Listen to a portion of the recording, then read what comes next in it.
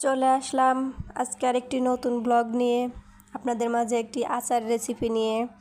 সবাই কেমন আছেন? হ্যালো এভরিওয়ান, আসসালামু আলাইকুম।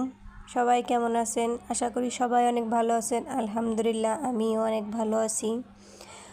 দেখুন, যেহেতু আমি আজকে জলপাই আচার বানাবো, তা ভাবলাম যে একটুখানি রেসিপি আপনাদের সঙ্গে শেয়ার করাই যায়, যেহেতু আপনারা আমার বন্ধু বান্ধব ভাই বোনেরা। তো আসলে এই রেসিপিটা আমি আমার ফেসবুকের একটা আপুর থেকে দেখেছিলাম। পাঁচফোড়নটা মানে আচারের মেন মশলাটাই হচ্ছে পাঁচফোড়ন। পাঁচফোড়নটা আমি একটু ভেজে হালকা তাপে ভেজে মচমচা করে ভেজে গুঁড়া করে নিচ্ছি। আর ওদিকে আমি জলপাইটা একটা ঝুরি মেশিন দিয়ে ঝুরি করে নিয়েছিলাম। ওটা আপনাদের সঙ্গে আমার শেয়ার করা হয় নাই, দুঃখের বিষয়। যাই হোক,